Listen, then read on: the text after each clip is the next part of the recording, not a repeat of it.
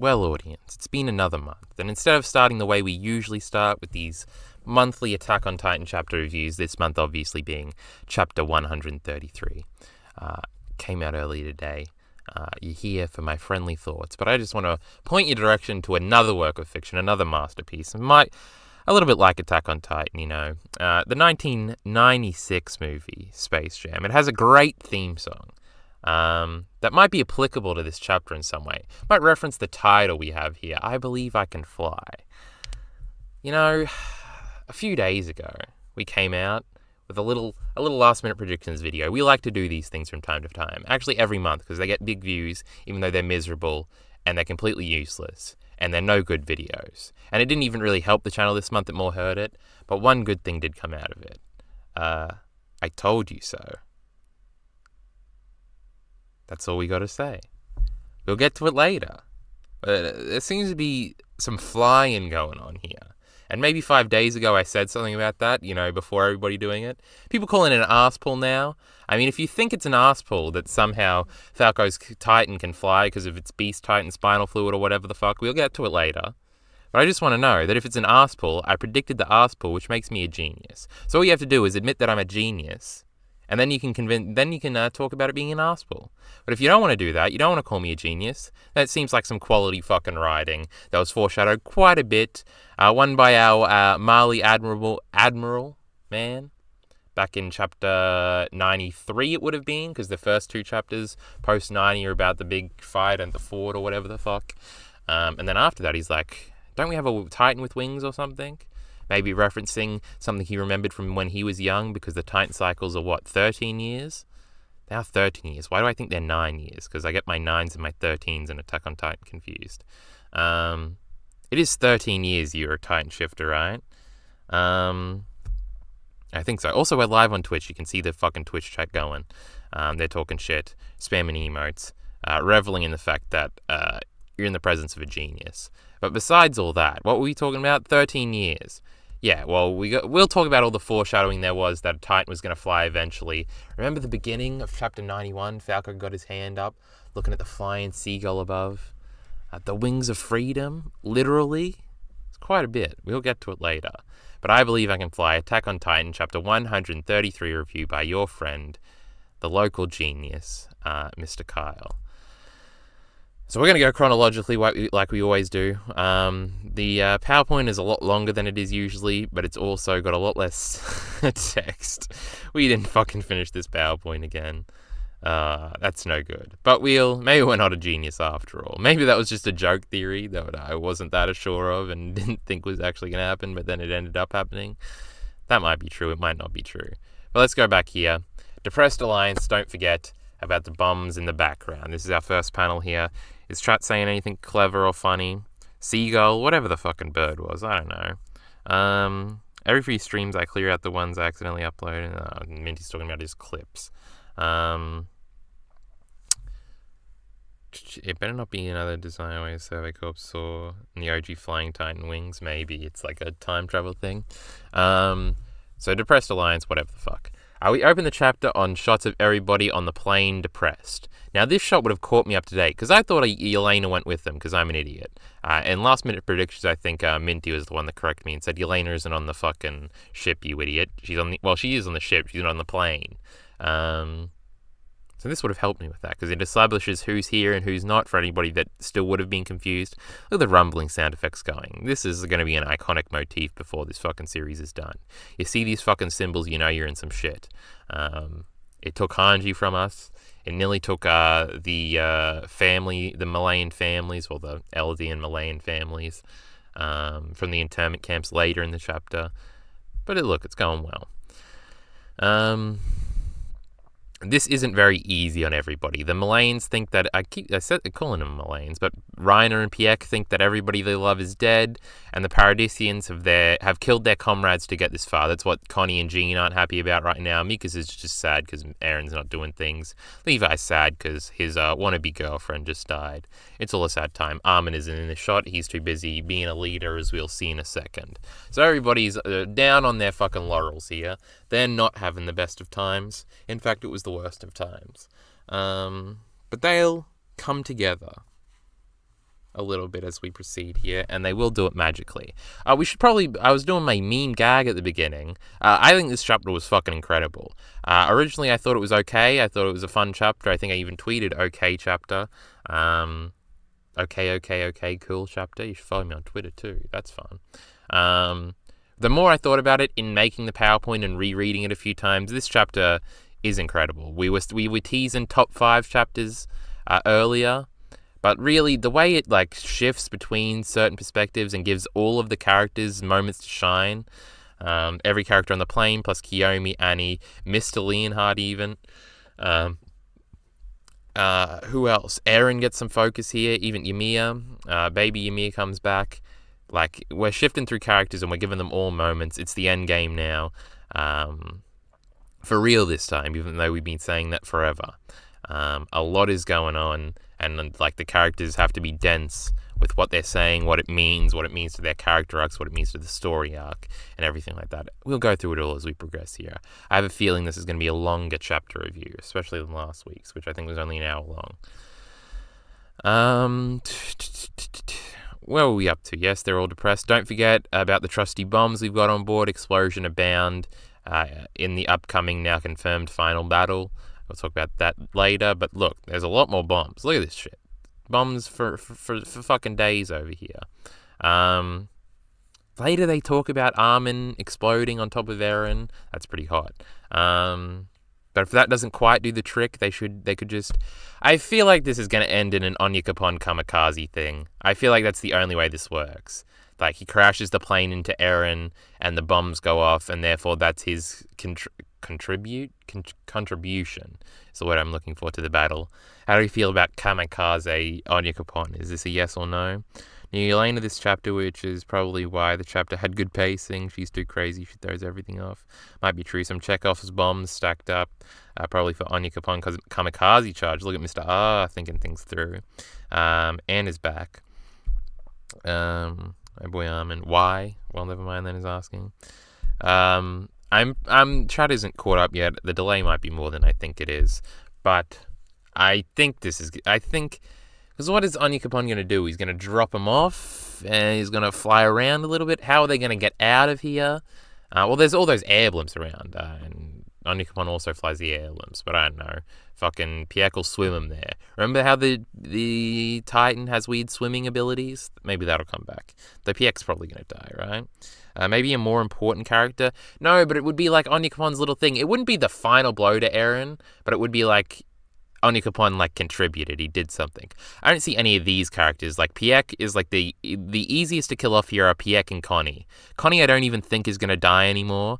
And then Jean after that. And I don't think Jean will die through kamikaze. It wouldn't really work for Connie. He'll be like the one sword boy running around besides Mikasa, I assume. And Pieck's going to be on the ground transformed and doing shit. And if she gets blowed up, she'd probably be the fucking most, like, she could just regenerate probably, right?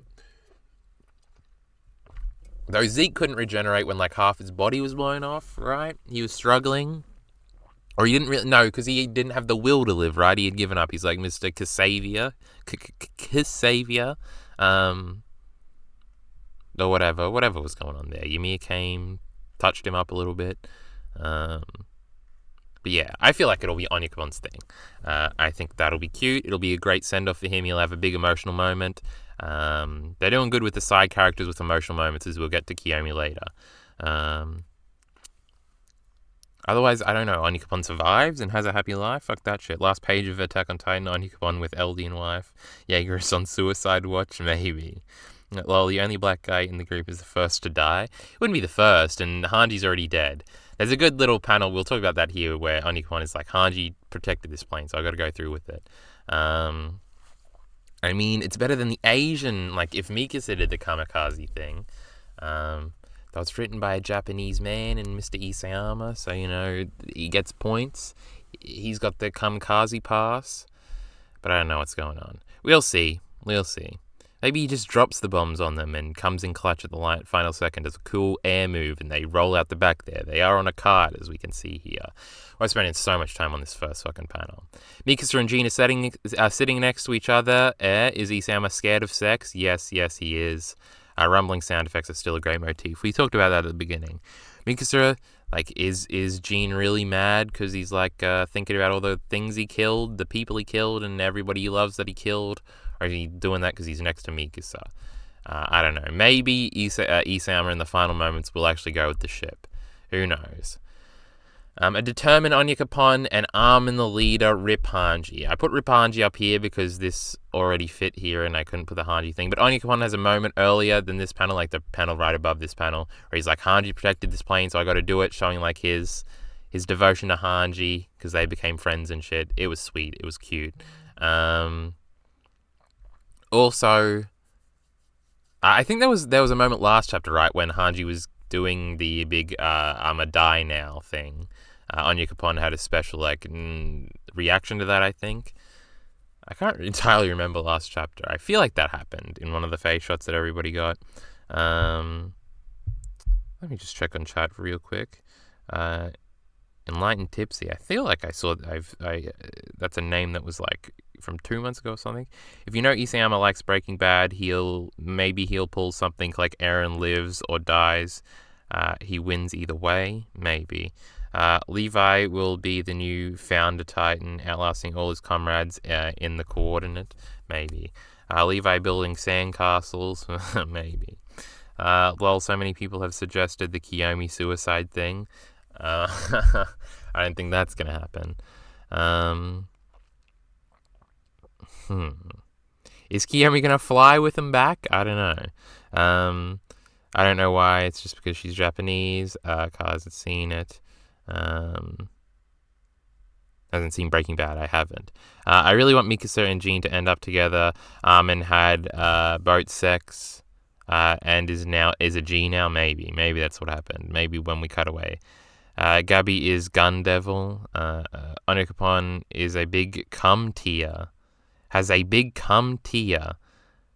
And is going to hold on. We're lifting off. You said you liked his reaction the most. Yeah, alright. That did happen.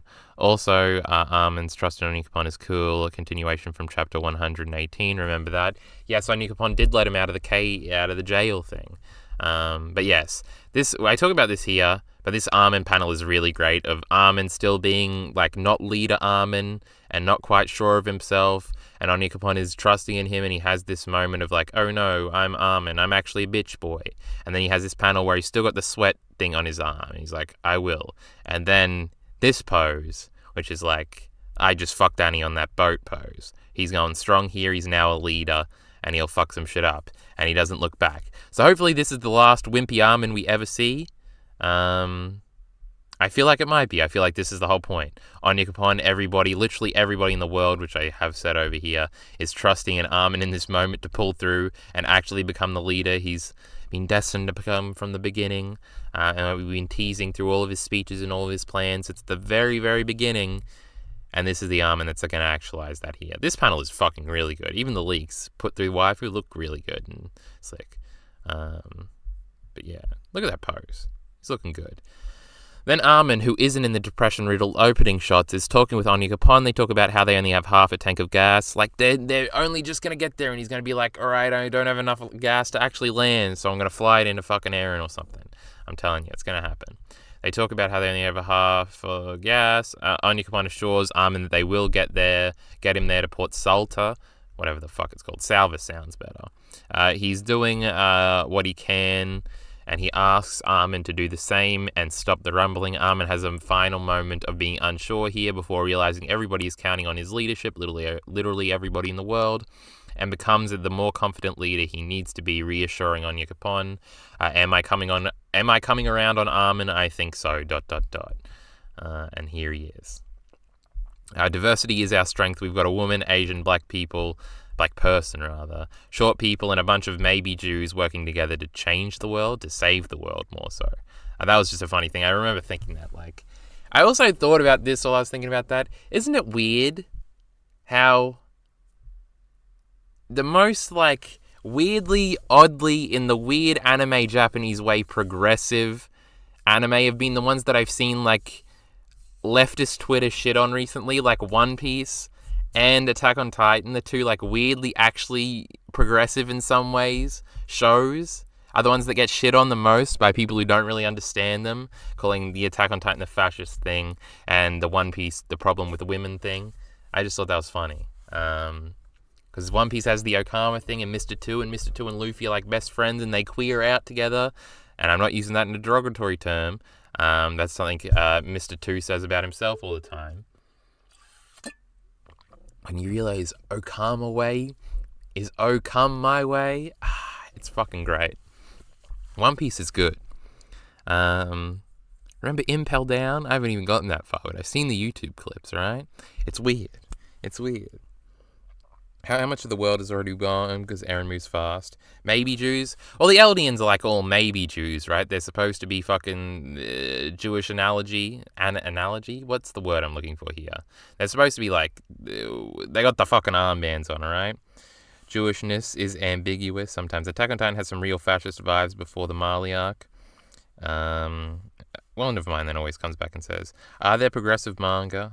I don't know. I read like 5 manga. Leave me alone. I tune in, you start talking about One Piece. Miller is here, yes. So that was my One Piece reference. Diversity is our strength. Also, this probably makes the Jaegers mad. We know them undertones that they're getting at. The plan, option 1, have Armin transform on top of Eren. Armin, in his first strategy session as leader of the Scouts and the Alliance, and the Alliance 2 starts by drawing a diagram of Eren. Very well done here. Drawing it on the ground with a pen. I don't think that's how the ground works, but okay. They talk about how they don't know where his body is, and therefore the best type of attack to kill Eren is to have Armin transform on top of him, create a massive explosion like Armin did back at the port in Liberio, as Pieck points out. It's like a nice that like Armin has the little sweat gland here again, but it's not because he's unsure. It's because Pieck is like passive aggressively mentioning like, oh, when you killed all my people back then by like transforming. And Armin's like, yeah, I remember that. Fuck you. And hopefully take him out.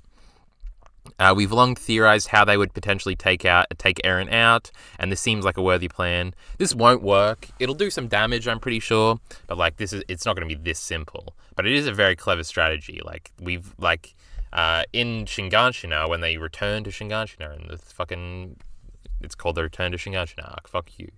Like the explosion that Bertolt makes when he transforms is like a fucking nuke. You got the fucking cloud thing. It's not as big as a nuke. No toxicity or whatever, just created a big hole. But it's got the explosion mushroom cloud. And we associate that in our brains. We got a big explosion happening here when Armin transforms. That's a neat little plan. If he transforms like here, blows this shit up, he could fall the fucking down, lopsidedness, who knows how this fucking thing stays up. It's a fucking weird design. How it fights is going to be very interesting, and I think we're going to get a clue on this, like that it's going to be the first time Eren in this form fights, will be at the beginning of next chapter when he fucks up all the blimps. I don't know, is he literally going to stand up? Because he has like back legs. So is he going to stand up and like poke holes in the blimps with these fucking things? It's also got weird strings attached, so is he just gonna float his weird upper half up and start swiping at him? I don't know what the fuck's gonna happen. What's chat saying? What if Onikapon's only role was canonically to make sure the plane didn't crash while the rest of the Alliance survives in the Path Realm? Actually, that's actually an excellent point that Android brings up here. They had to have one character that wouldn't go into the Path thing for them to have the Path scene for them, for Isama to have the Path scene in the plane. Because if Onyankopon was an Eldian, then he would have gone there too and freaked the fuck out and the plane would have crashed. That's a very good pickup. Eren has, as the coordinate, has access to all the subjects of Ymir and Titans, right? Maybe he will make the Warhammer spikes burst out. That would be cool as fuck. If you like, yeah. He's got so many, he's found a Warhammer and attack. The Warhammer is like the only one of those specifically with cool like attacks. Like the attack titan is just like a basic titan that punches. The founder is all about commanding other things. And the Warhammer is like the weird creation one. They all come together. It's like a god thing. Isn't paths instant though? Is it instant? But even if it's instant, like they all had to come out of it for a second there. So the plane would have fucking dipped in. Is it instant? I don't know. Really? Oh, right. Maybe they have seen it since they were ahead of him. Good point. They saw it. I don't know what we're talking about here. How gonna shoot giant fucking ballistas? I don't know what fucking Zico here is saying. How much do we read? We read this part. Armin also notes that it looks like an insect with a bunch of bones, like that centipede thing everybody was saying the original Titan looked like back in chapter 122. True. Whatever. We don't need to go over that. It's a weird, cool fucking design. It seems like it's hanging down front on. No, this looks like it's hanging down backwards. The fact that it hangs down backwards makes this look. God, it's so cool. Really a main character protagonist design, if ever I've seen one. Armin wants to talk to Eren first, transforming is a last resort. Everybody is shocked Armin agrees with PX's plan to transform on top of Eren, especially Mikasa, who throughout the chapter is still showing a lack of willingness to kill Eren. Armin, however, eases their minds and says that he still wants to talk to Eren first, and that he'll use the explosion and killing Eren as a last resort, which gives Mikasa some hope, though we get that supposed final talk this chapter, and it doesn't end too well for Mikasa's ambitions and hopes here. True, Mikasa is like, let's not do that, and then later she's like, oh fuck, there's no more talking. That's really all we got to say about that. Protagonist, Eren is the antagonist. Indafor, that's the meme, lol. I mean, yeah, I was being sarcastic, but I think I'll never mind then gets that. Reminiscent of a centipede. What's this weird obsession Japanese has with centipedes? First Tokyo Ghoul and now Attack on Titan. It's probably some Japanese god thing that's a demon and it's a centipede. Crunch Munch is here. Mikasa looks cute. Look how she nods slightly and Armin dresses her. I've never gotten the Mikasa cute thing. Where's Annie? Or Piek. Look at little depressed Piek over here, always lying down. It's cute. That's cute. Fuck Mikasa. I feel both bad at them and annoyed at Mikasa.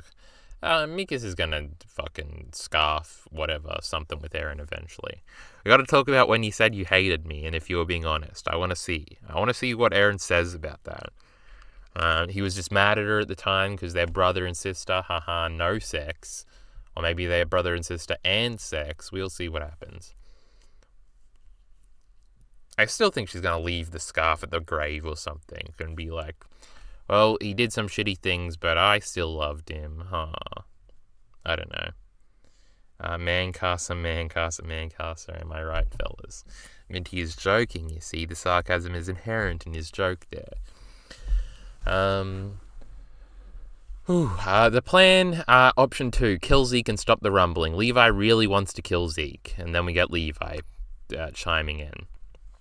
So it's also interesting if we specifically, there's Mikasa focus here. The way this chapter fucks around with, how the characters act and react is also interesting, and, the fact that it's so well planned out, this chapter, and so well paced, where it flings through, all these important things, and they all register. Mikasa is here, and then later she's in a different mindset. And it's, all fits Mikasa, it all feels like what she would do. Because there's only 7, there's 8, but Onyekupon doesn't get a say anymore, I guess. So there is 7, right? Yeah. So we can focus on all of them rather than there being 15 characters. And it's good. And pretty cool, bro. And they'll get more focus later. How many viewers are we at? We're at 29 now. Fuck me. Let me check chat real quick. Then Mikasa returns to her husband, Jean. I don't know what Jack said before that. How dare she not show sympathy to the person who jailed her and her friends, helped cause global genocide to take place, and maintained a fascistic government order? I think Minty's talking about Eren. Kind of weird if they crash the plane or leave it. Mikasa going to carry the scarf the entire time, or is it just she's got it in her fucking pants somewhere? That's probably how it's going to work. But yeah, we read that one. We're on to the Zeke one. Levi brings up immediately after that After that Eren only activated the rumbling through Zeke, and that if we kill Zeke, maybe we can stop the rumbling. But this isn't true. At least I don't think it is. At least, I even said that. Eren got the power from Ymir to activate the rumbling, not Zeke, right? But the Alliance don't even know that what Ymir is, or the extent of or to the extent the brothers have fallen out yet. Whether Zeke is killing him. Wherever Zeke is, killing him I don't think would stop the rumbling. Maybe it would, because originally when I made this point, I just thought that the Alliance didn't know that Zeke and Eren weren't working together anymore, but then I remembered they do, because Yelena was like, Zeke wouldn't do this, Eren must have done this by himself. Even I'm mad at Eren, so I don't know if this point stands. What do we think? Do we think if we kill Zeke, it'll actually stop everything? Views dropping, move to the Eren stuff. maybe. I'll tie my fucking hair up again. Chat, hurry up and catch the fuck up and tell me if killing Zeke is going to stop this thing.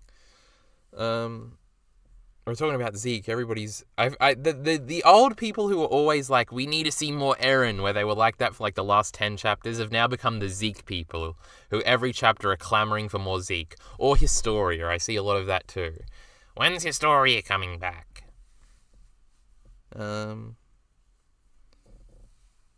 Who's that black guy? Untouched Cash says. I don't know who the fuck this is. Have you only watched the anime? Attack on Titan became super woke. It's disgusting. Where the fuck is Zeke? Somebody tell me if killing Zeke is going to stop the rumbling or not. Minty, what are you doing? Tell me. Let me read this paragraph while chat catches up. But it also indicates another point that's elaborated on here immediately afterwards by Levi's monologue here. Levi actually really does want to kill Zeke more than anything else, not just for Erwin, but his troops, with the wine as well, after Levi trusted him. I think I questioned it in the last minute predictions this month, that everybody was exaggerating Levi's obsession with Zeke and wanting to kill him, but it turns out I was wrong. But we made up for that by being right in certain aspects. But I think I did say that in last minute predictions, where I was like, I don't know if Levi actually has this obsession with Zeke everybody's saying. It turns out he fucking does. I just realized this was a scar. Levi's got scars and shit. When he fully heals and he's all sexy, that'll be great. Pity Hanji isn't around to kiss him anymore. Other streams because you go crazy and chat won't delay, and Carl notes. Killing Eren won't stop the rumbling. But killing Eren has to stop the rumbling, because we have to have the Avengers thing where all of the Colossal Titans fall over or disappear.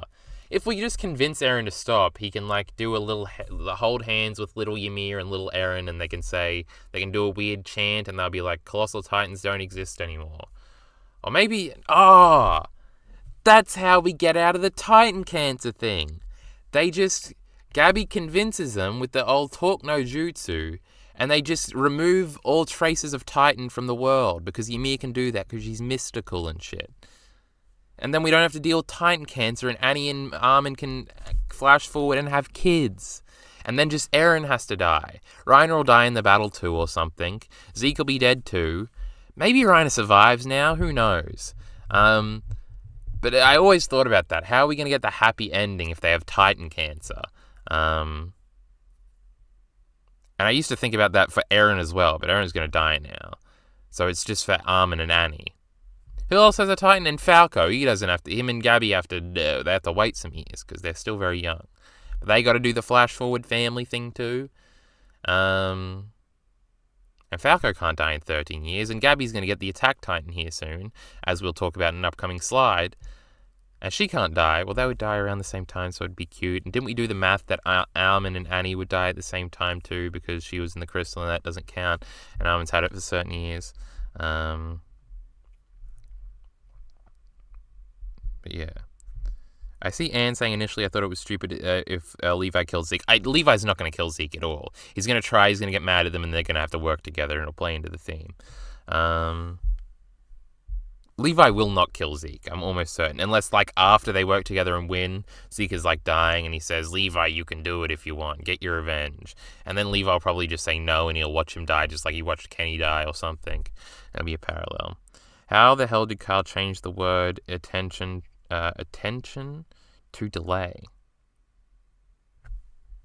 I don't know. Fuck you and your messages. Are we going to see the Eren and Historia full flashback? I don't know. Levi obsessing over Zeke is fucking great. Please no, Kyle. I thought it was only 135 chapters. Well, that's what we originally thought, but that ain't happening anymore. Please let Reiner survive. It's Titan AIDS, thank you. I hope Mikasa die. Piek. It's 2020, so you can call it you know what. Minty's fucking with him here. Will the Titan powers be gone at the end? Well, maybe. I don't know if they'll actually be gone. I don't know, I'm a predictive genius, so actually yes.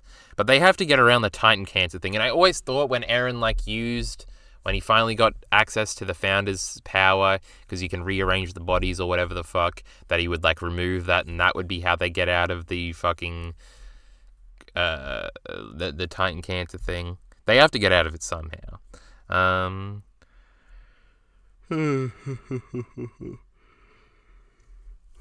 Disgusting only because that'd mean Eren has Gabi's memories, which would undermine his character. Yeah, because it's all it's non-linear, right? The memory thing, or then we could just go with the ending where Eren was secretly wanted them to actually take him down, we'll get into. Did we already get into that? No, that's the next panel. Fuck, I clicked end accidentally. I don't know. We don't know how it'll play out. You see, I'm going to throw 3 different twists in there. Which JoJo was on stream, Kyle? Shit predictions, shake my head, although I do agree with the Falco shit. Is lucky. So they're going to bomb Eren? Well, yeah, that's the plan. But Levi is actually still mad at Zeke. They'll bicker or something and then they'll get over it if Zeke even shows up again. Also, I don't think Zeke is in Parth's realm, because he wasn't there when we just went there now. He's fucking, I don't know, swimming there. What if Zeke already has wings or some stupid shit and he's flying over there now? He's going to get there somehow. Monkeys can swim, right? He's got autonomy over his dumb monkey body. He can swim there. Go fast as fuck. Remember the Colossal Titans? They were swimming. Zeke's going to show up somehow. Moving on here, Jean and Connie commit to the plan to take down Eren. Connie and Jean then both have a monologue here. See, now we're focusing on Connie and Jean for 2 pages here, and it's a great character moment, and then we're going to switch over to Reiner, then we're going to come back to Reiner and Connie, then we're going to... This fucking chapter is good. Dense, you might say. Can Levi even fight? I don't know. Probably. He said so. He was like, I just lost 2 fingers, bro. I'll fight. Do Eren actually hate Mikasa? I don't know. Maybe. I wish. Connie and Jean then both have a monologue here about how they will now do anything to stop Eren's rumbling plan. They've killed so many people, so many of their fellow comrades to get to this point, as Jean says, and then Connie reiterates upon bringing up Daz and Samuel. They can't be for nothing. This is a way of embodying what Erwin says in his final speech by the living giving meaning to the dead. Those bodies had to mean something. We've got to actually go through the plan, because otherwise we could have just become a Jaegerist if everybody was going to die anyway, and Daz and Samuel could still be alive. But we fucking killed them, so we got to fucking stop the rumbling. Fuck my yawns. This look from Connie in this panel here, this one here, I really like it. Is great, and when he realizes what Jean is saying is true and gets motivated to help, I say when, but that's what happens. Fuck me, we're being gross today. Reiner is the most shocked by what they are saying and how they finally seem to understand his struggle. Connie even says as much. His comrades were calling him a traitor as he was trying to save the world, just like he once said to Bertolt and Reiner back in the day. Attack on Titan is about perspective, guys. Who would have thought? So we went through this on stream before we started, and we started recording this, and you've seen what you've seen on YouTube, where we were going over how remember back right after Bertolt and Reiner had first been revealed as the Armored and Colossal Titans, and they all had that big 104th meeting on Reiner's Titan, and Bertolt gives a big speech about somebody try and find us, and they were all calling Bertolt and Reiner traitors, and they were trying to figure out why they would be doing this to them, and why they broke down the walls, and why they didn't value their friendship. And basically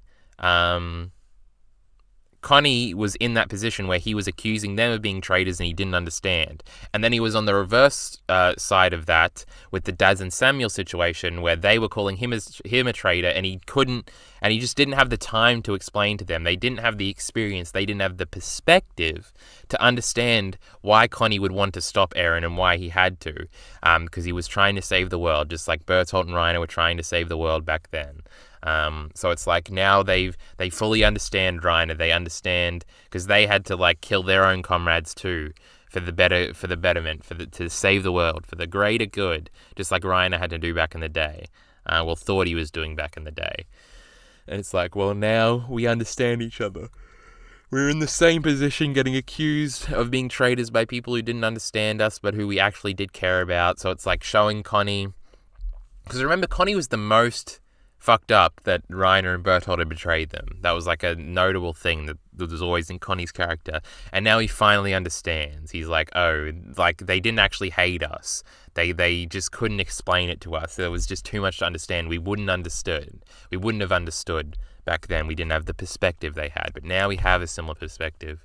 And we're here. We're on the same side. For the first time ever, everybody in here is actually a comrade, and they're actually sharing one perspective, and they're actually being honest with each other, and they're actually fighting to save the world. And isn't that just the cutest thing you've ever seen? With little Connie and Reiner here, which is what the next... Get Gene out of here. You're a boring prick. Shut the fuck up. We're talking about Connie, and we're talking about Reiner here. Look at this fucking thing. I think I got rid of the tab, but Minty had sent me something in Twitch DMs, where, if you remember, after Connie realizes that his village got sacked, Reiner is still pretending to be a soldier, and he like puts his arm on Connie just like he does here, and is like, Connie, it's okay. Clearly when Reiner was having some internal conflict about how their mission had killed Connie's family, pretty much. And now it's the same. He's putting his hand on his shoulder again, but this time it's genuine. The characters have grown. They're actually friends now. And look at this cute. He grabs his hand. It's just so cute, guys. Everything's come full circle. The perspective theme is put in. Connie's a great character now. No more putting him in B tier. He's at least A tier now. Reiner's still great. It's so cute. It's the best. I don't know what Twitch chat is saying right now. Surely read this while I'm on a roll, and then we'll look at chat. Reiner is embraced by Connie and Jean. Finally, they understand. Then the focus shifts to Reiner. This chapter does a phenomenal job at bouncing between the cast and giving them all highlighted moments. Whose reaction to his former friend finally understanding his perspective, and it's beautiful. This chapter didn't wow me on the first read, but now rereading it and going over it again and again for this PowerPoint has made me internalize what's actually happening here and how monumental it is to these characters. Like, you have to think about this moment and realize the parallels to understand just how monumental and great it is, and that's what I'm talking about, where, like, if you weren't as wowed by this chapter as most people didn't seem to be, the first viewing, because there isn't that much poppy shit going on here, like, no one dies, no big explosions, no big cool moments. There is, but, like, not as much as, like, Hanji dying or some of the other chapters, but the character shit is fucking key, you know, it's quality shit here, especially with this alliance stuff, and I really, really like it. And with the Kiyomi and Annie stuff later, it'd just be good. That'd be good eating. It's fucking good. They come to the conclusion that they can't atone for what they've done, but they can still save the world. Never give up is the message here. You've done bad, but you can still do good. It's not about atoning. It's about doing what's right. You know, they have the motivation. You can never be forgiven for killing your own comrades just because you couldn't explain it to them and because they didn't share your perspective. But even that, you've got to move past that for a second, because there's still people you can help. There's still good things you can do. You may be shit down on your luck, but you can get back up and never give up. Listen to Mr. Cena. You know, Attack on Titan is endorsing this message. And it's fucking great. I think, and then I have another thing here. I think we are underplaying how incredible it is that everybody naturally became comrades again and sort of friends. They are contemporaries with the same struggles because of their similar positions in the world. Eren and Reiner made up last chapter. Annie and Reiner had that hug, and now Reiner is being embraced by Connie and Jean. It's a sweet old callback. It's sweet, and it's a callback to when everybody was together in the past at the beginning of the series. It's the biggest tag team reunion in wrestling. This is sort of the analogy I kept thinking of like, let's take The Shield, for example. If you want to get ultra cringe and ultra new. If you think about, like, when The Shield comes in, it's Ambrose, Rollins, Reigns. At the very beginning, they come in, then they split up, and then at the very, 5 years later, they got back together, and they were all very different to how they were the first time. And it's sort of the same feeling here, but as if it had actually been planned, unlike in wrestling where they're just improvising and the WWE sucks and can't book for shit, so they don't actually know how to do consistency or anything like that. Like, showing them at the start where they were back then and how it was sort of fake, even though they became friends, and then they have to go through wars against each other and all this 100 chapters of fucking development, and then at the end here again, they come back together. They show each other how much they've grown, they differ, and now they're back together and for real this time, and it's cute. We're up to 30 viewers now, and I love it. It's great. What do I want to read in chat? There seems to be a lot of things going on. Let me just read whatever fuck Minty's saying. This is like my issues with 128, though. If this is a callback to Bert saying, we have done things we can't atone for, but he keeps trying to finish the mission in spite of that. So is Isayama again saying that he thinks Reiner, Bertolt, and Annie were justified if they had not failed their mission? Like Reiner says to Connie that they can't make up for their sins, but they can move forward with their goal. Well, what the implication would be, like, they kept going because they thought if they actually succeeded, then it would be justified. But they've sort of learned that mission was stupid. Reiner's sins, I don't think anybody would argue this. Reiner's sins are, like, greater than Connie's. Connie killed, like, Daz and Samuel, and people in Liberio. Reiner killed like hundreds of thousands of people. That's why Reiner is far more depressed and wants to kill himself, and Connie doesn't. So I don't think he's equating that. He's just saying that now we can understand each other, and it's sort of like these are the reasons, these are the motivations people have for doing bad things, and how it's probably more easily understandable. Because if they had talked beforehand, and Reiner and Bertolt and Annie had, like, came out to everybody, when they first met him, like, a week into training, and said this, and this, and, like, you'd have to have a whiteboard to explain the different contexts, and it's, like, impossible to explain, right? And I feel like this is very relatable to very mundane situations in life, which makes it a good theme, where it's just like, there's so much you would have to explain to somebody to, like, make them understand exactly why you think the way you think. And the point where you just don't want to do it, or you just give up, or you just think it's impossible. Like, Reiner, Annie, and Bertolt would have thought it was impossible to meet somebody on Paradis that would understand them, and they could then, therefore, move forward and try and create a better plan or something. Maybe it would have worked if they had gone to Armin, literally. But, like, Eren would have freaked the fuck out, especially 2 weeks into training after Eren's mum is already dead. But let's even say before that, they don't break down the walls and they try to reason with people. They'd be like, what the fuck is a car? And they wouldn't understand shit, right? It's just like there's so much you can't possibly understand. Like, you don't know shit about the other person. You don't know why they're doing what they're doing, so it's, like, wrong to assume certain things.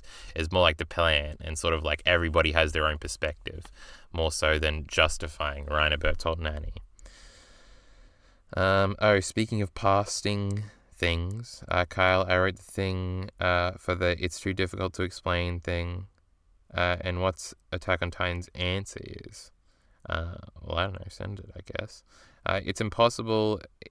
It is impossible and unpractical to explain. I'm gonna watch some Black Clover. Well, Mr. Cash is leaving. So I guess from these perspectives, Eren would be ignorant and the one not recognizing he's doing something stupid. Well, the whole point is, like, Eren probably has a perspective that he thinks is going to work. Like, he thinks this is going to save the world. In his mind, he probably thinks he's doing... I don't know, maybe he thinks if he doesn't rumble the world and if he had actually waited for them to attack, then everybody in the world would have died.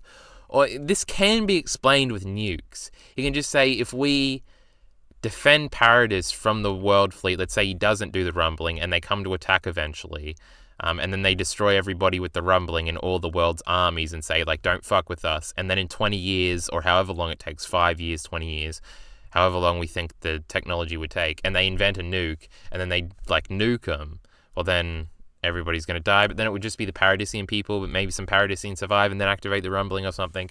Maybe that's a way to explain it, where Eren thinks, like, well, in this, like, in the reality I've seen, literally everybody dies, but this way everybody on Paradis can survive, and just everybody outside could die, and therefore he would be reducing the casualties.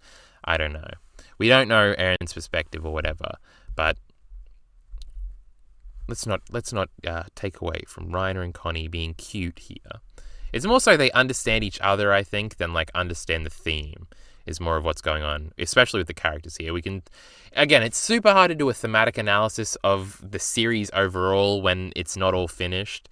Like, if Eren just, like, wakes up and swings his dick and kills everybody and then says, like, Eldian Master Race or something, then it's going to be, then thematically everything else, we'd have to recontextualize it all. So we'll keep the thematic analysis until it's finished. So this is the end game then. Armin and Eren are both wrong because Armin thinks he can explain perspective. Eren thinks that they can never understand, but the real answer is you have to experience it. Holy shit. Is that where Gabi comes in, since she's experienced from the other side like Eren, but came out optimistic instead of pessimistic? I think I just cracked the code. That's sort of what I've been saying about Gabi the whole time, right? She has both perspectives. But maybe, I don't know. Armin thinks he can explain it, but again, you can't reason with Eren because we don't know what he knows. Yeah, I don't know. But let's continue here. Still got 30 viewers. Maybe Eren wants the Alliance to stop him! ! Question mark. The Alliance then reasons out that maybe Eren wants them to stop him. We get clarification that Eren wants them to fight him, and decide, like, later we see that Eren doesn't actually want this, or sort of does. We'll talk about it in a second. But the working theory here is that Eren subconsciously or even consciously wants them to stop him, and that's part of his plan. Basically teasing the Itachi ending here.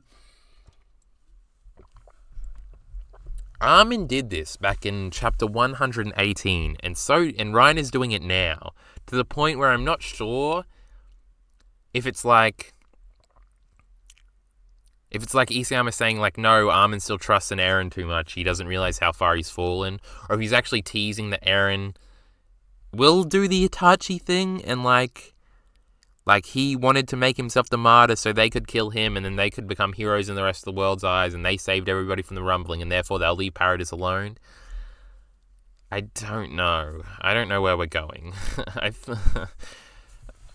Come back to me next month. Reiner comes to the conclusion, reflecting on the fact that Eren also forgave him and told him he understood him back before he instigated all of this. They are still trying to justify everything Eren is doing. I wonder if the narrative is as well, or is the latest scene supposed to dissuade us from having this opinion? So we're not sure yet. Theming in Attack on Titan. What does freedom mean? We'll have to see when it's over and then go back and look at everything. But yeah, Reiner draws the comparison of Eren understood what Connie and Jean just understood back then. And obviously they don't know about this scene. They're all shocked hearing about the fact that Eren forgave Reiner before he fucked everything up. We still got too many unanswered questions. God damn it. Crunch Munch says, you can see the helping person up motif is done a lot, especially in the Marley arc. Well, isn't this supposed to be more a shaking hand thing? But I guess it's him helping up. I don't know. I can't even think of other examples of it. But I'm sure Crunch Munch just thought it through. What do you mean we don't know what Eren knows? Well, isn't there still theories like, what is Eren? We haven't seen all of Eren's memories or whatever. Like, what did he see in the future? I don't know. I've always understood Gabi's concept, but have only felt it a few times. But this chapter, despite Gabi's lack of thematic resonance, sort of made her being integral to the ending more likely, now that I think about it. But she's so cool, man. She, like, shoots people. She doesn't give a fuck. She's cool. It's like, ask her, man. Do you think Reiner is just projecting when he states that Eren wants to die and pass on the founder? Just like, we're going to talk about that in a second. But yes, we'll get to that in a second. That's when Gabi comes in, boys. Eren left them their Titan abilities alone. So this is a big thing. We had talked about this. We were like, why doesn't Eren just... Well, like, I remember before they attacked the Jaegerist thing where Flock was, when they eventually killed Daz and Samuel, everybody was like, the Titans can't transform anymore. Like, Eren's in control. Why would he let them transform? So Isama thought of that, and he's written in a reason why he's not, which I don't know. That's probably the most arsehole thing in this chapter, way more than the flying Titan thing, is like, well, Eren wants them to fight in the end so we can have a big battle scene. And also, they get to keep their Titans even though Eren could take them away because he wants to see the clashing ideologies. I think it probably makes more sense thematically. Eren is still, like, testing it out. He wants to see which one, and he won't take their freedom, and that all plays into something. So I'm being a little antagonistic here, but, like, if anything's arsehole in this chapter, it's the fact that Eren conveniently doesn't want to take away their Titan abilities. It's not really an issue. But if you're going to say the flying thing is, then that is. Armin points out something we've been discussing for a while, that even though Eren can supposedly, I probably meant, control all the Eldians, why is he allowing his enemies to continue using their Titan abilities? At least Pieck. You'd think he would take Pieck's, and, like, leave Armin's or something. We get a real answer later in the chapter, but here they theorize that this is all a part of Eren, of Eren wanting them to stop him, because this seems to completely contradict what's perceived to be Eren's motivation at this point: destroy the world no matter the cost. Armin thinks he's testing them, which he actually kind of is, but he's also teaching himself But he's also testing himself, and Reiner sympathizes with Eren and says that he must be hurting as well, and he can't see how anybody could fathom global genocide. So Eren must have this want for them to stop him. What's true, we don't entirely know yet. So again, this sort of goes back into the thing we were talking about with Reiner and Connie, where Reiner, like, isn't assuming, like, Eren is this monster, and, like, he has to have some sort of motivation, and he has to be sympathetic in some regards, and Reiner's, like, trusting because he's learned that, right? Everybody thinks he's a monster, but he knows he's secretly sympathetic, and he's seen it in other people now, and so he projects this onto Eren as well. Crunch Munch and Eren are fucking typing up storms here. Well, let me read them. Chronologically, Bert helps Reiner up in the Mali arc flashback. Then Reiner remembers that as he helps Eren up during the ODM training. This is a flashback sequence before he goes to shoot himself in the head. Yes, I remember. Then Eren does it, helping Reiner up in the wall. Help at the wall in the Clash of the Titans arc. Yes. And Eren does it again to Reiner and Liberio, but it's negative. But it's negative, of course, since he does it to keep him in place while he transforms. I don't know what the thematic link is here, but yes, those I remember them all now. It makes sense since Eren blamed himself for Levi Squad's death. He always tried to find... Oh, is Eren doing the Levi thing of, like, I don't know what's true, we have to see what's true by you making a choice? That's always been something Isayama has, like, jerked himself off about, the Levi speech, about, like, I don't know what's right and wrong, even though I'm your captain, like, you have to choose, Eren, to stay with the squad or attack the female Titan now. And Eren ends up making the wrong choice by trusting in his comrades. So, and I've pointed that out before, where it was like, maybe a thematic through line of Eren's character is every time he's trusted other people, it's just gotten them killed. Whereas if he had just done it all by himself, maybe he could have saved them all, and all of his friends. And so that's what he's doing now, right? He's doing it all by himself. He's going to rumble the world by himself to save his friends. It's like a neat little thematic link. He always tried to find the strength to feel special as a way to compensate for his own low self-esteem and delusion. He rejected various times when people accepted him for what he just is. When he wants to be more, he tries, but keep failing and keep becoming something twisted. In Liberia, Reiner admitted that it was just the environment or propaganda, but his need to show something more in order to cope for himself. Yes, Reiner wanted to be like the leader. He wanted like respect from everybody else. I think the Eren thing makes sense. Go back to chat. I don't want to keep reading chat forever. That's not true. Even Eren reconsiders it. I don't know what conversation we're having here. If you're watching the YouTube video, you can pause and read the conversation. I don't know. Did we read all this? Yes, we did. Who's then? Does Eren want to pass on his Titan abilities? Queen GABI?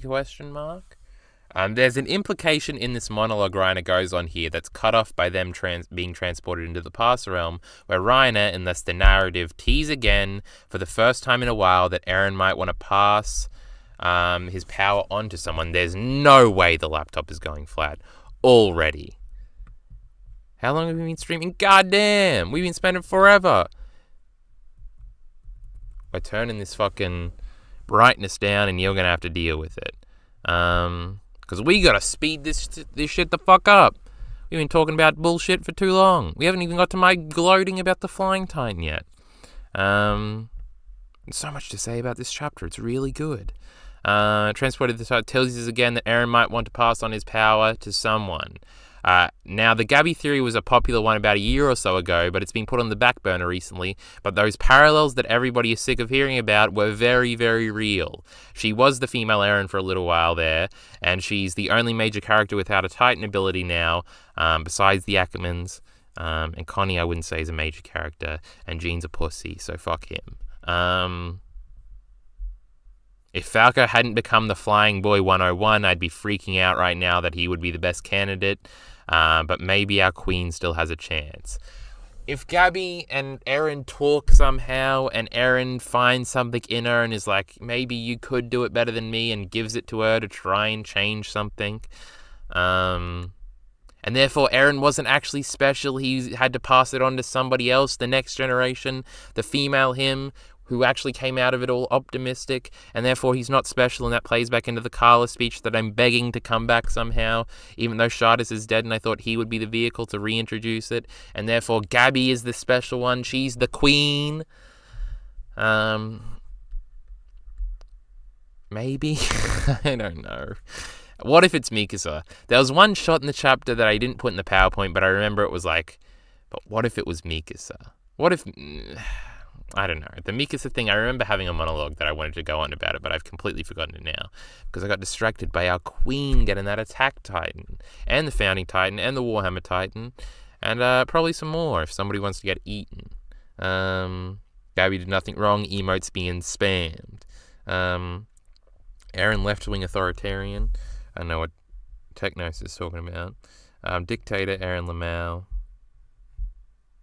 I don't know what we're talking about up there. He was right about the Flying Titan, Lamau. Don't rush it. Do another 2-part night and edit it together. No, fuck it. We're going through the chapter now. We've talked about a lot of the general things I wanted to talk about already anyway. The funniest part is it happened the exact chapter he predicted it. I don't even think he meant for it to happen in chapter 133, just in the future. No, I exactly knew it would happen on like page 30 or so of this chapter.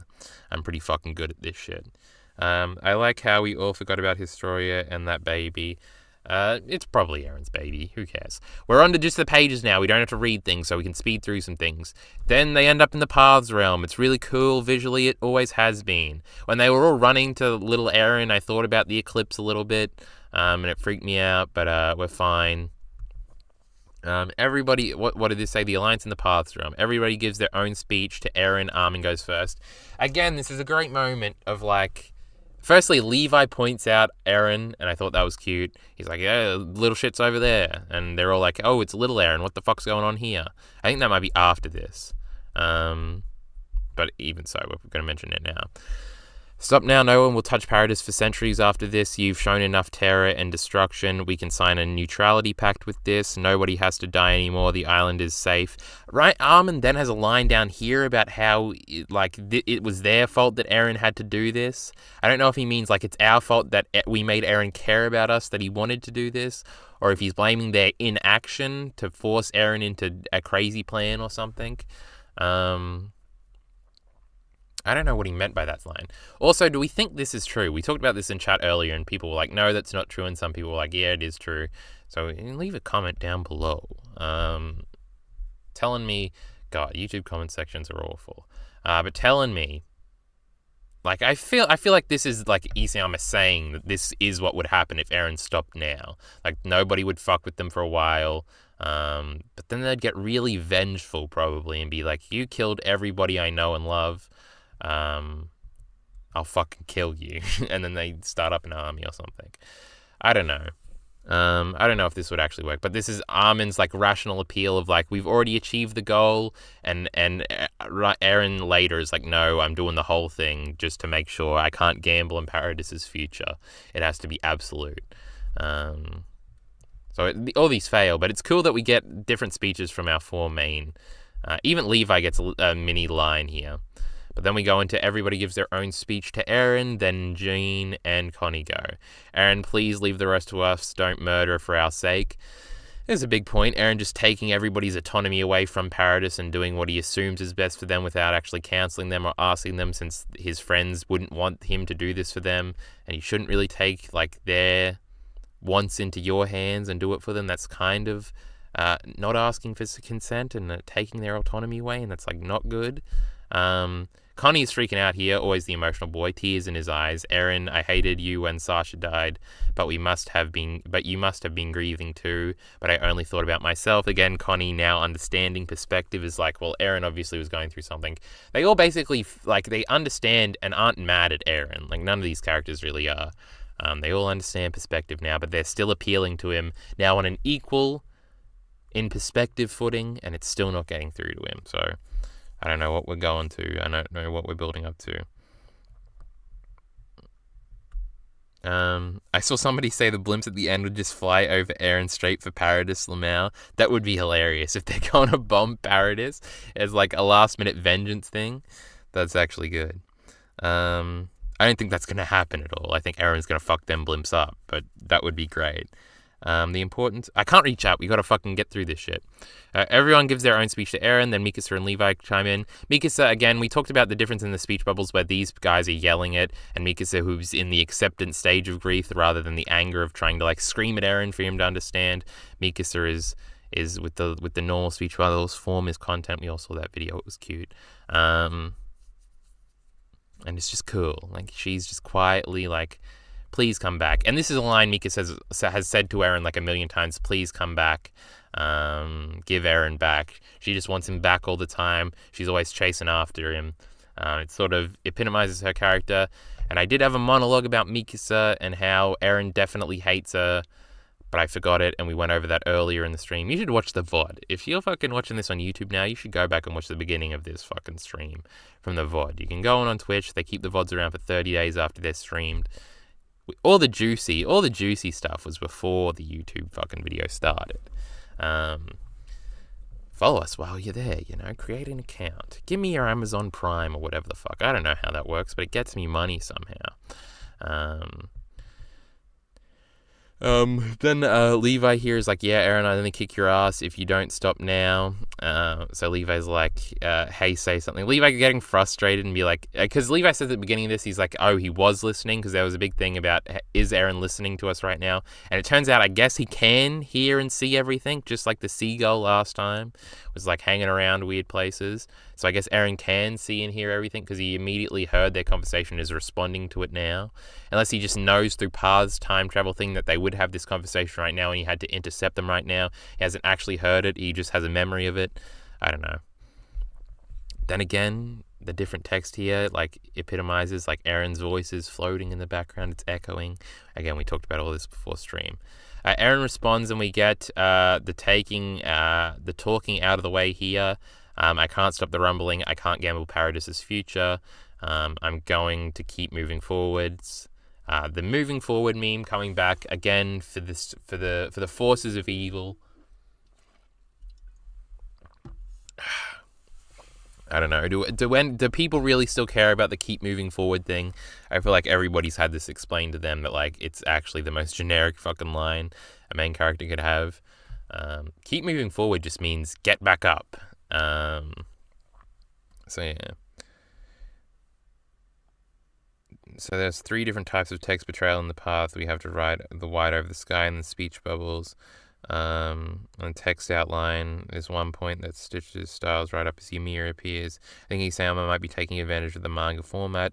Some of these lines from Eren are actually from Ymir talking thoughts.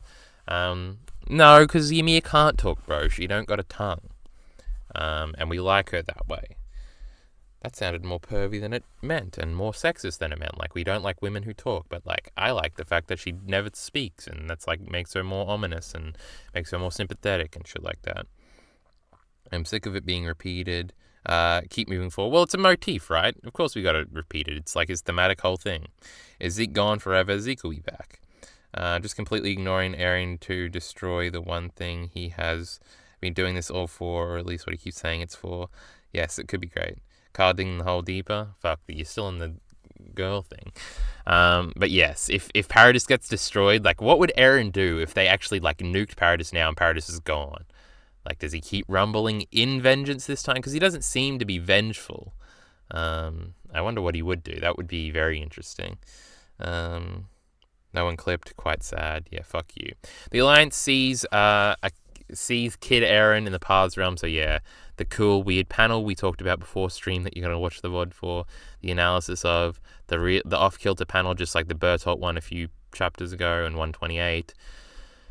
So they see little Eren, they all run after. Mikasa is now screaming. Haha, get it? She wasn't screaming before, but when she sees Eren, she starts screaming. Hey, it's the little Eren she's always promised to protect. The same outfit as like chapter 1 and episode 1. How cute. I actually didn't notice that yet. She screams Eren here.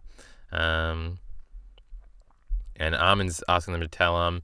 Then Eren goes on this monologue, which is really cool. I took the world's freedom to achieve my own, but I won't steal yours. You are free. Now, freedom sort of means death here. To achieve my own death could be an interesting way. Like, I killed everybody in the world, so you would end up killing me, but I won't steal yours. You are free. What if the whole thing is Eren is lying in this monologue and he just wanted to make his friends free or something, and he sacrificed his own freedom and everybody else's? This is very much everybody chasing after Griffith at the eclipse, isn't it? Is anyone else getting that vibe? Eren talks about freedom, pretty selfish, bro, yes. So he took the world's free. Again, freedom doesn't actually mean death in Attack on Titan, I don't think so, but just in this, it's weirdly applicable in this page. He took away the choice from the world, and he gave himself the ultimate choice, but you guys still have the choice, which he gets into next when he says there is only one option to fight. And then he says after this, this is just basically confirming we will have a final fight at the end of the series. You can't get out of this any other way. Unless you like back down completely, we have to fight. And also after this, he says you're still free to like kill me. Like, if you want to do that, you can. Like, you get to keep your autonomy in this situation. So if you want to try and kill me, you can. Which is cool. I liked all of this stuff. Eren concludes that they must fight to decide who's right. And also, this is a good test. Like, Eren might be unsure whether or not their way or his way is better, and he thinks, like, through this fight, whoever wants it more, it's like sport. It's a sport adage. Where it's like, whichever team wants it more will win it on the day. They also say that in wrestling all the time. Obviously, wrestling is trying to be a sport. So, who wants it more? And I feel like Eren will stumble when Gabi gives a big old speech that we're back on the train of. And there's no need to talk. Eren is listening. This was another great moment where he's like, there's no need to talk, Armin, you have to get rid of that. So it's sort of forcing Armin to confront the fact that he has to kill Eren now if he wants to succeed. And the same with Mikasa. And it's really cool, and I like it a lot. We could get a Devilman ending if they nuke Paradis. Maybe. I don't know. We'll see. Freedom means death according to Zeke, or at least the absence of life is freedom, or life is the absence. We'll see what freedom means when it's all said and fucking done, alright? It's funny how young Armin looks in the panel. He and Eren look the same age. How young Armin looks in this panel? Yeah, maybe. But yeah, that was a great moment. Then everybody comes back, and there's a shot under this of Mikasa mega fucked up. She's like, oh no. He's literally daring me to try and kill him. I've got to fucking kill him, or I can just do nothing and let everybody else die. So Mikasa, most attached to Eren. Armin is probably willing to reason himself into killing Eren to save everybody else. And everybody else here, like Jean and Connie already said at the beginning that they have to do it for their other comrades. Because, I don't know, Eren's not particularly above their other comrades. But for Mikasa, obviously it is, and for Armin, it is. And these three, they're like, if we gotta do it, we'll do it. Pieck doesn't give a fuck. She doesn't have any emotional attachment to this fucking idiot. Yeah, but Mikasa being mega fucked up, the look on her face, and Armin looking at her and noticing, just like he noticed back when Eren said he hated her, and it's like Armin's looking out for Mikasa, it's cute. Battery check. We're not on critical yet. But we're going through pretty fast. But yes, Mikasa being fucked up, great moment. Again, another focus moment on, like, we're focusing on Mikasa for a few fucking panels here. And it, like, communicates exactly what she's thinking and gets it across. And it's so good how the chapter just goes between the different characters. Kiyomi and Annie talk. This scene is fucking incredible. It's great. Kiyomi and Annie, they both need fleshing out. And this fucking, like, 3-page conversation does wonders for both of their characters. Annie getting all of the focus in these last, like, 10 chapters. Like, every chapter she's gotten a big moment. Last month, hugging Reiner and the talk that, I love you, Armin. And before that, all the other talk, and, like, Annie's still in the situation where she's not on board. But she is by the end of this, obviously, with the kids' call to action.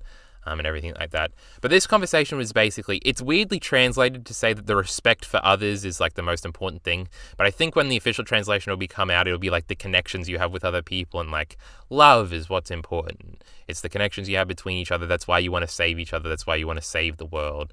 That's why we care about each other. And because Annie then flashes through, which is a great little sequence of her flashing back to her father, then to her warrior training days, then to her cadet training days, the frog stuff with Connie and Sasha being weird, Pieck, like, seemingly being friendly with her back when they were training to be a warrior, and then she thinks a single panel of Armin, cute, and all that stuff. Like, she has things to fight for outside of just her father, who is still alive. Again, that's another thing where it's like the narrative is rewarding the warrior characters by saying, like, your parents are still alive, but they have to come to the conclusion to fight to save the world without knowing that, and then that'll just be a reward they get afterwards if they survive. I think Annie's father might still die, but I think everybody else will survive. Like, the Malayan train dude will, like, stab him, and then Mr. Leonhardt will shoot him. And he'll be like, if I could kick him with my leg that wasn't fucked up because Annie beat the shit out of me that one time, I could have lived. And it's sort of Annie's fault, but then they make up and they're like, yeah, go save the world. And she gets up and she does a big fight.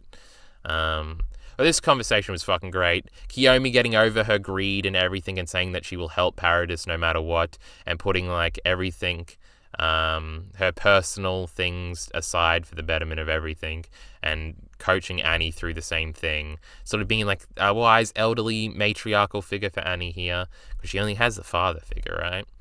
It's just, the scene works on so many levels. Kiyomi prioritizing Mikasa again is, like, a cool little characterizing thing. There's even the shot of where, like, it's the same shot of that one time she was drooling over the money, but instead, like, the spit is dried up and there's no drool, and there's just, like, 2 driplets, and it's like, oh, she's character growth and, like, callbacks and, like, all the things we like Attack on Titan for.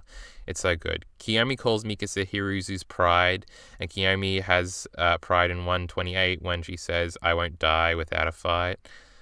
Pride is also Mikasa's defining trait, as narrated, with Eren being rage and Armin's being hope. Maybe. I haven't really thought about that. Cuddling Dragon, thick Annie, though. Yes, we did. There's 2 shots of Annie's ass in this chapter. Now, Annie's ass seems to be the only thing that's ever been sexualized in Attack on Titan. Never outrightly. Reiner has the one comment back in the day where he's like, that Titan's got a nice ass. But there's 2 shots in this chapter where she's bending over, leaning on the railing, where she didn't have to be bending over that much. And she's in jean shorts. I don't know. It's doing weird things to me. I can't explain. 13-year-old me is having a field day. There's also that one shot in season 2 of the anime where it's a weird tracking shot of Annie's ass when Eren does the flashback to learning the move that he then uses on Reiner. So Annie is the only sexualized character in Attack on Titan. She's also the only one of the original cadets that hasn't actually aged past 18 or whatever. So Japan being Japan, I guess. Well, the age of consent, Minty's going off right now. Then we got this cute Annie moment ends in a fight. Cute parent Annie moment ends in flight. Female Titan can mimic other powers, ? Minty was saying this was teased in chapter 95 when they say something like the female Titan is very adaptable or something like that, or very unique or something. So this came more out of nowhere than the flying thing. It's so cute how they're on like the same page, Falco and Gabi. They didn't give up. Like they didn't have like a crazy moment where like, oh, we can't do anything, we're just here. Immediately they started thinking of a plot to get themselves back there, and Falco's having weird dream memories about flying, and that's how they're going to get there. They're willing themselves back there by awakening some weird flying power that we didn't know about. Well, I knew about it, alright? But you guys didn't know about it until I told you about it 5 days ago, that Falco was going to fly. Should we talk about all the flying? It's not an ass pull. You're a moron if you think that. I think that's the next panel. No, that's that one. All right, we'll talk about that then. But this is a great cute moment of Annie getting mad at the kids and telling them to go fucking move coal if they have nothing else to do. She's being the cynical, she's grumpy, and they're being hopeful little kids. And it's cute. It's cute, guys. So many cute moments this chapter. Great characterization that Annie would be like the grumpy parent here too. And Armin comes in and pats the kids on the head and says, haha, this is your dad. I'm nice. She's mean.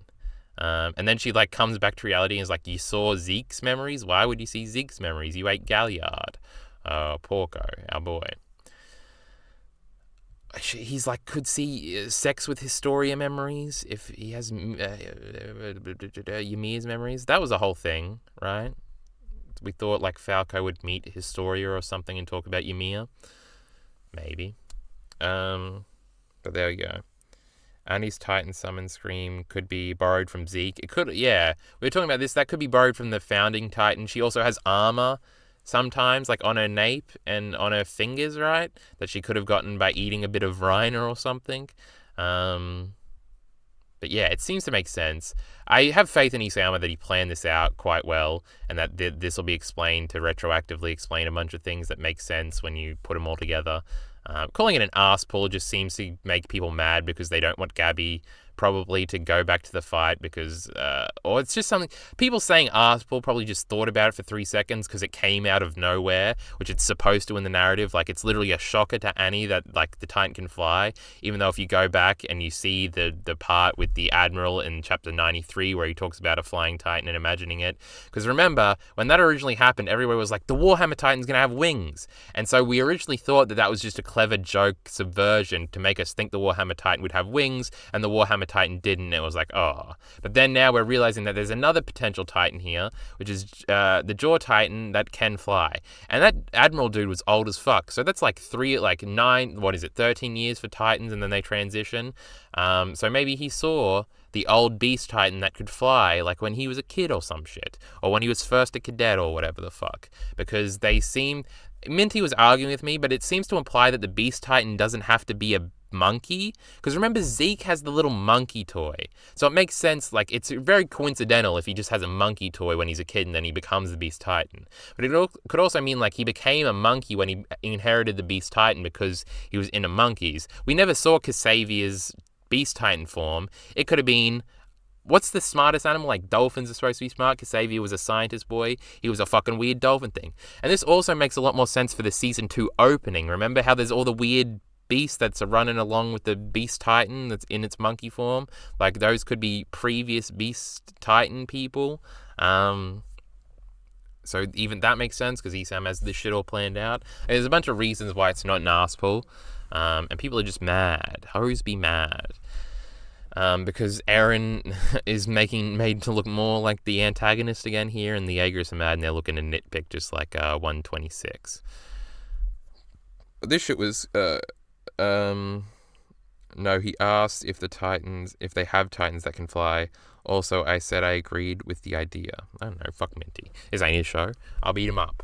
We'll talk about it in Twitch DMs. I'll set him straight, alright?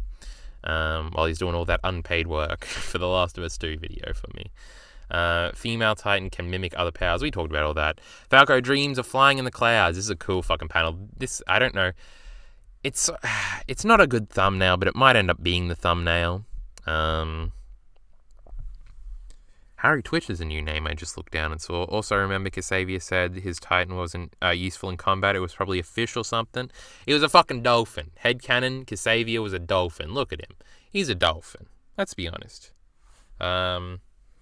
He's running a sweatshop, guys. No, make the thumbnail Eren and Ymir. But I want to title it I Believe I Can Fly. But then I got to think. Because I Believe I Can Fly is just referencing the people that know I made the prediction.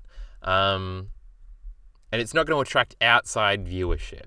So I probably should make it like Eren and Ymir or something cringe. Thumbnails suck. You can never be creative with them. You have to just do whatever the fucking morons are going to click on.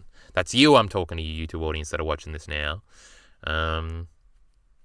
We'll see what I make it. I'll make it whatever the fuck I want to make it. Falco's dream of flying in the clouds. We got to go through here. I'm a predictive genius because of that. This isn't an arse pull, morons. So if everybody wants to say this is an arse pull, then I must be the genius for predicting the arse pull that came out of nowhere. So if it's an arse pull, that's fine. You just got to admit that I'm a genius. That's all I ask for. Otherwise, it's not an arse pull, and anybody could have figured it out. There we go. Annie rejects the call to action for the final time. Annie has a moment here where she's like, no, it's too late. She's having a freak out. She just got out of it. She decided she wasn't going to get involved. But now the kids are coming to her. She's seeing the next generation. They're inspiring her. The older generation, Kiyomi, is like, bitch, you got to do this shit. And she has these feelings for all the people she left behind that she wants to go and help. And for the last time, she's having this internal conflict of like, no, it's too late. I don't want to go. Again, this is traditional hero's journey, whatever the fuck. They got to deny the call to action first, and then they got to realize what they missed. So again, last time I was like, I think this was in the last minute predictions. I was like, well, it doesn't really make any sense if Falco's just going to become a flying titan because they should have just gone on the plane originally. This seems like a pointless, diversion for them to get split up for one chapter, then be back. I don't think they'll be back next chapter, so it'll be a few chapters and they can come in and make a save. But obviously it was to do all this character stuff, which was great. So yeah, I'm behind it all. Character over plot any day. Kiss my ass. Port Salva revealed. It's a cool little mountain thing. Thematically, if I thought about this more, I could probably think of how this relates to certain things or something. But Salta, not Salva. I keep saying Salva. The train's coming up. This is right before we get the reveal that Mr. Lionheart is on the fucking train. This is all cool stuff. This place looks cool. I want to see more of it, to think about it more, to see thematically what it could mean. But yeah, there we go. We're on 34 viewers now. I wish we saw the revolution in Liberio on screen. Well, I don't know. We sort of get the gist. Liberio people probably not going to find a blimp because they need someone to be in immediate danger. Yeah, they're not gonna they'll make the save. Reiner will probably save, probably in front of his mum. It'll be a cool thing, and she'll be like, "Hey, that's my Reiner." Mr. Hellos, she can play into that or something. Force anime to make a stand or something. I don't know what Andrew's talking about. But we got to keep going. Finally, some follow-up on the Mr. Leonhardt and the riot. I'd been talking about this for months, since it happened 7 months ago. I was like, we got to see what the fucking riot going on. And Mr. Leonhardt, it was on Last Minute Predictions Forever. Here we go. This motherfucker's taken this pussy hostage and said, drive us to Port Salva, you fucking idiot.